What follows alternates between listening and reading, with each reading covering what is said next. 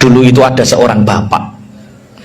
Tadi sempat ada obrolan tipis kulo kalih sapa dik Mas Yono, Mas Wiwit. Orang itu kadang Masya Allah dengan anak istrinya, orang tua biayai anak belum sempat beribadah, duwe putune dibandani neh, orang tuanya belum sempat ibadah, mikir buyut urung sempat ibadah mati. Makanya ada satu cerita, ini kisah nyata. Ada seorang bapak itu punya 3 anak. Anaknya yang pertama namanya Anis.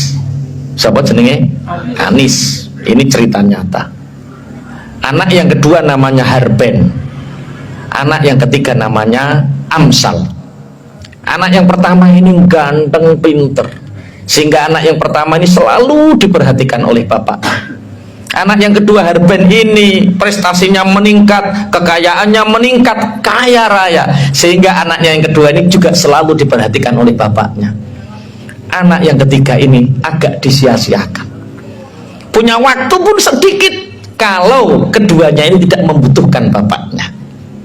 Suatu ketika bapaknya sudah mulai sepuh, masuk kamar, anaknya yang pertama namanya siapa? Anis. Ini dipanggil Anis. Ini mohon maaf yang bernama Anis jangan tersinggung dulu, soalnya maduk pocongan presiden. Anis, iya bapak. Bapak kelihatannya sudah mulai renta, sudah menua. Iya bapak. Dari kecil engkau bapak perhatikan, bapak memperhatikanmu. Apa yang kamu butuhkan bapak selalu hadir. Bahkan waktu bapak banyak tersikta untukmu. Ya bapak, sebentar lagi bapak mau meninggal. Satu permintaan bapak, tolong. Apa bapak? Temani bapak ketika bapak mati. Ketika nanti bapak dikuburkan, tolong kamu ikut bapak. Apa jawaban Anis? Bapak, orang akan menyangka saya gila nanti. Maaf bapak, kalau bapak mati cukup bapak saja, jangan ajak-ajak saya. Keluar dengan perasaan sakit, bapaknya mengatakan, keluar kamu. Harben, masuk. Iya bapak. Kamu tahu semua perhatianku untukmu, waktu tenagaku terkuras habis untukmu. Bapak sudah mulai menua, tolong permintaan bapak ini turuti. Apa bapak? Sewaktu-waktu bapak mati, tolong ketika bapak dikuburkan, kamu juga ikut masuk ke liang lahat dan ikut dikuburkan. Bapak, kantor saya cabangnya semakin banyak, klien saya semakin banyak, bagaimana mungkin aku mengikuti bapak? Dengan kecewa bapaknya mengatakan, keluar kamu. Akhirnya anak yang terakhir namanya Amsal dipanggil. Amsal, iya bapak, maafkan bapak nak, selama ini sering menyia-nyiakanmu. Waktu bapak habis untuk Anis sama Harben, kamu hanya tak kasih waktu sedikit sekali, bahkan tidak ada 5% dari waktu bapak. Ini sebentar lagi kelihatannya bapak mau meninggal.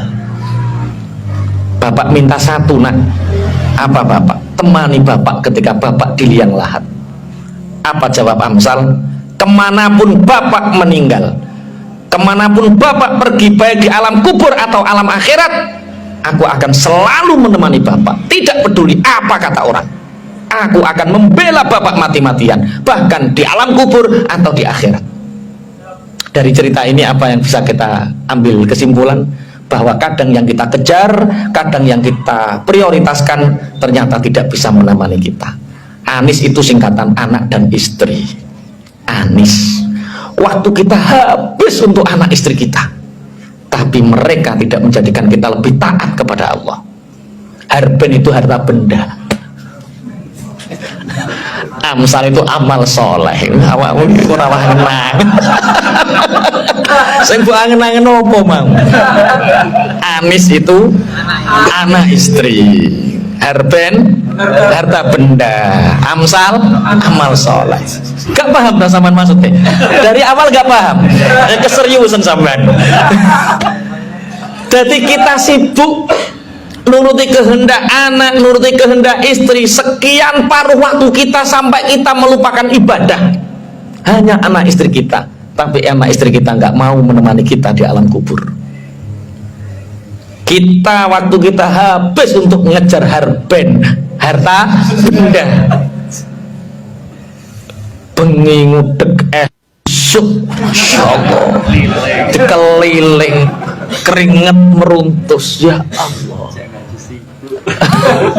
Tidak ngaji alasannya sibuk, tidak sholat jamaah alasannya sibuk.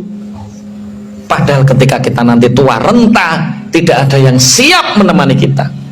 Yang siap adalah yang terakhir, namanya amal soleh.